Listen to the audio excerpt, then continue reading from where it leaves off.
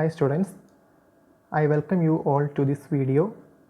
In this video, we are going to learn about operating system, computer hardware and software. Before that, we can just think about a computer. What is a computer? A computer consists of hardware and software. I hope you already know the definition of hardware and software.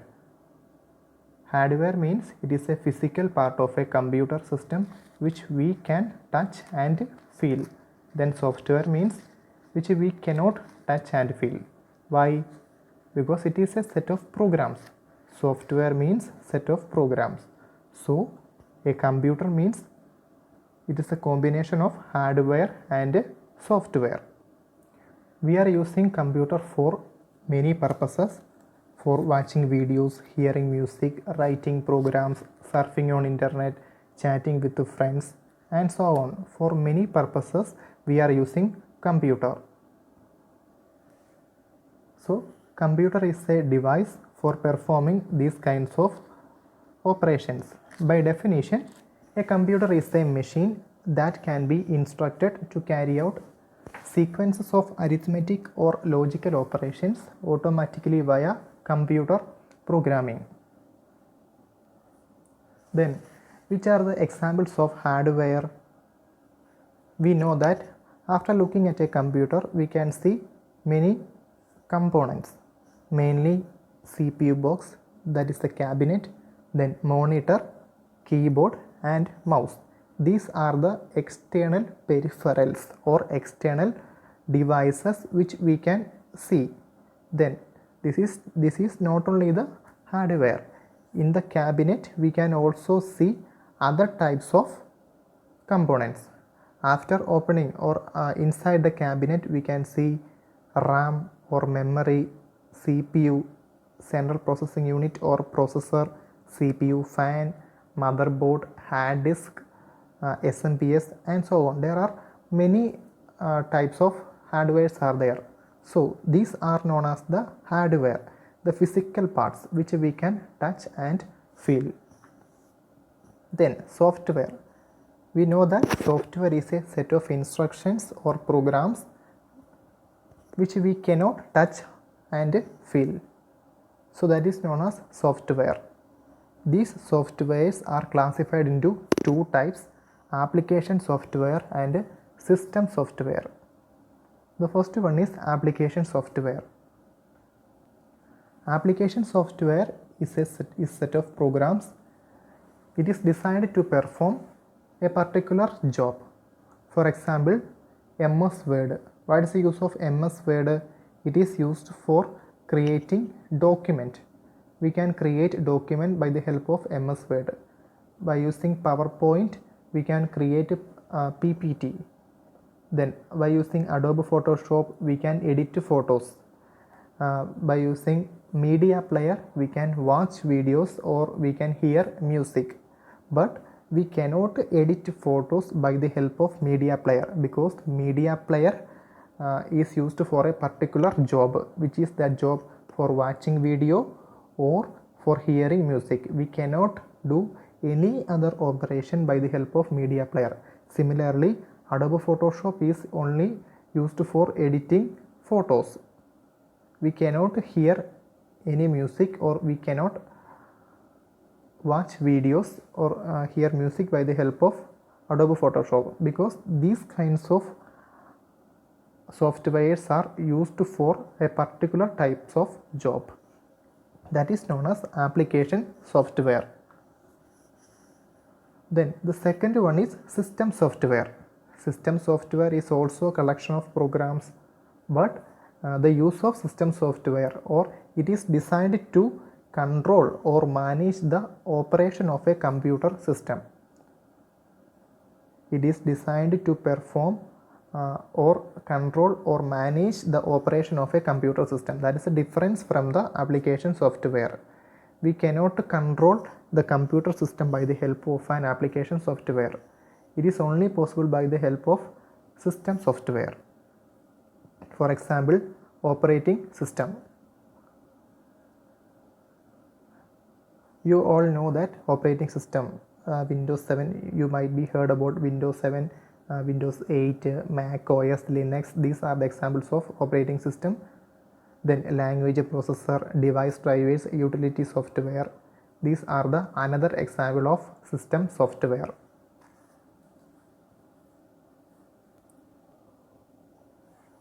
Actually, what is the need for an operating system? Is it actually needed? It is needed. An operating system is definitely needed because we know that the computer can understand binary languages only. Binary languages means the combination of zeros and ones. That zeros and one or the binary language cannot be understood by the human. Human only know English like language. So what's the problem? We cannot communicate directly with the computer because we only know English, computer doesn't know English. So an intermediate is needed. That intermediate is known as operating system. For example, Windows, Linux, Mac OS, these three are working as an intermediate between the user and the computer. So the first need for an operating system is it is act as a platform for the application programs. The first one is act as a platform for application programs. In earlier computer systems, we were used punched cards for executing an application programs. For example, in order to use music player, we were used a particular punch card. That punch card will be executed. That is the punch card. Punch card means that those punch cards were used to store programs. On that punch cards we were stored programs. That punch card will be executed by the CPU. That's how we were executed or we were running application programs. What is the difficulty? That condition was very difficult, which means we need to keep different types of punch cards for the different types of application programs. One punch card is needed for music player, another punch card is used for another application. Like that, we need to separately keep different punch cards for different applications. So that was very difficult. That difficulty has removed by the help of operating system. By the help of operating system, we can install any application programs directly, which means a user can simply double click on the desktop. Who provides desktop? Operating system provides desktop, an interface between the user and the computer. So on that desktop we can see the icons. By double clicking on icon, that particular application will be opened. So simply we can use the corresponding applications. In earlier computers they were used punched cards. Those situations very difficult. So it acts as a platform for application programs. Then next need for an operating system is for managing our resources. Which are the resources? We need to use printer, keyboard, monitor. Then these resources are managed by the operating system. If you want to take any printouts, operating system send the corresponding data to the printer. So if you want to input any data or if you want to make a document, we need to give input to the computer system. So we only know the English language, the computer doesn't know English language, but we are inputting our data in English language. That language will be converted to zeros and ones by the help of operating system. So for managing input and output unit, we are using operating system. Then the next one is consistent user interface. It means As we already know, whenever we are using a computer system, we can see desktop. On desktop, we can see gadgets, templates, icons. So this is known as an interface.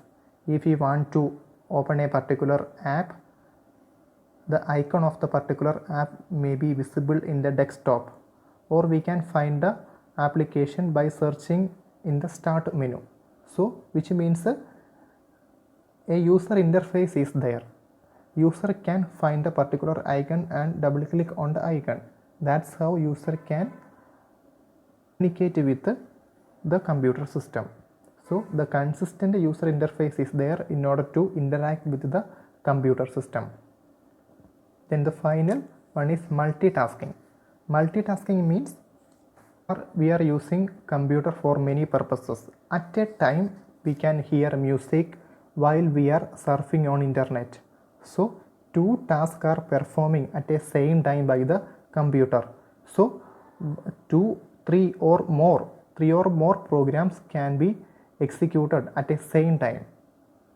So a computer is capable of performing three or more any number of programs at a time. That is known as multitasking. So overall, the main reason for using an operating system is in order to communicate with the computer. Whatever the human want to do or whatever the user want to do, that will be converted, that we can convert to the machine understandable form or the computer understandable form by the help of operating system. If you have any doubts about computer hardware, software or operating system, you can comment